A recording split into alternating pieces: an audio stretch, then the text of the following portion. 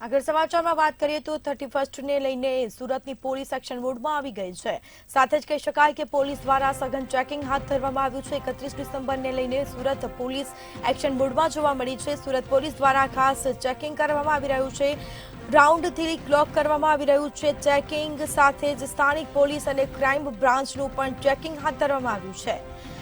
તો સાથે જ પોલીસ દ્વારા ચેકિંગ હાથ ધરવાની શરૂઆત કરી દેવામાં આવી છે। વધુ વિગતો સાથે સંવાદદાતા દિવ્યેશ પરમાર લાઈવ જોડાઈ ગયા છે। જી 31 ડિસેમ્બરની ઉજવણી માટે પોલીસ દ્વારા હાલ ચુસ્ત બંદોબસ્ત ગોઠવી દેવામાં આવ્યો છે અને ચેકિંગ પણ હાથ ધરવામાં આવ્યું છે। શું માહિતી?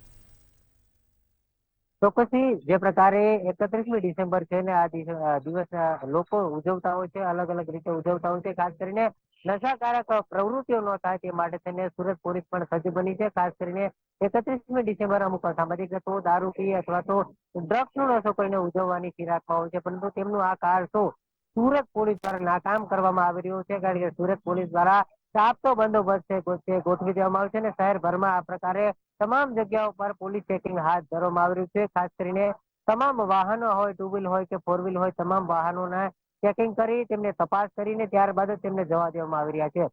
ખાસ કરીને ડ્રગ્સ દૂષણને ડામવા માટે થઈને ડ્રગ્સ ડિટેક્ટર કીટ તેમજ જે દારૂ સહિત જે પીધેલા લોકો છે તેમના માટે પણ બ્રેથ એનાલાઇઝરનો ઉપયોગ કરવામાં આવી રહ્યો છે અને તમામ જે માલ સામાન અને ચીજ વસ્તુઓ હોય છે તે તમામ ચીજ વસ્તુઓની તપાસ કરવામાં આવી રહી છે। ખાસ કરીને સુરત શહેરમાં જે 31મી ડિસેમ્બરના રોજ લોકો વિવિધ પ્રકારે આ 31મી ડિસેમ્બરની ઉજવણી કરતા હોય છે, ત્યારે અસામાજિક પ્રવૃત્તિ ન ફેલાય તે માટે થઈને સુરત પોલીસ સજ્જ બની છે। 4,000 જેટલા પોલીસ જવાનો, 900 થી પણ વધુ હોમગાર્ડ જવાનો, 4 એસઆરપીની ટુકડી તેમજ 500 થી વધારે ટીઆરપી જવાનો જે કહી શકાય કે આ ખડે પગે ઉભા છે ને સમગ્ર સુરતના વિવિધ વિસ્તારોમાં આ પ્રકારે ચેકિંગ હાથ ધરવામાં આવી રહ્યું છે। ખાસ કરીને કહી શકાય કે જે પ્રકારનો આ સમગ્ર જે માહોલ બનાવવામાં આવ્યો છે, ત્યારે પોલીસ આ માહોલને લઈને જ જે અસામાજિક તત્વો છે તેમને ડરાવવાનો પ્રયાસ કરવામાં આવી રહ્યો છે। કારણ કે ખાસ કરીને મહિલાઓ સહિતની જે યુવતીઓ સહિત જે લોકો એકલા હરતા હોય છે તેમના માટે પણ પોલીસે અગાઉ સૂચના આપી છે અને એકલું ન ફરવા માટે પણ ક્યાંક ને ક્યાંક સૂચના આપી દેવામાં આવી છે।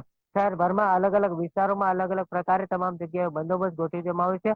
ખાસ કરીને 4 રસ્તા હોય, ટોલ નાકા હોય તેમજ જે ચેકપોસ્ટો હોય છે તે તમામ જગ્યા પર આ પ્રકારે બંદોબસ્ત ગોઠવી અને તમામ વાહનોનું ચેકિંગ જે છે તે હાથ ધરવામાં આવી રહ્યું છે। હવે પણ અસામાજિક પ્રવૃત્તિ ઝડપાય છે તેમની સામે તાત્કાલિક જ કાયદાકીય પગલા ભરવામાં આવી રહ્યા છે ને ચુસ્ત બંદોબસ્ત વચ્ચે કોઈ પણ પ્રકાર અનિચ્છનીય બનાવ ન બને તે પ્રકારની તકેદારીઓ જે છે પોલીસ દ્વારા કરવામાં આવી રહી છે।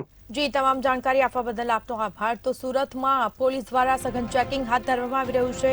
31 ડિસેમ્બરને લઈને સુરત પોલીસ એક્શન મોડમાં આવી ગઈ છે।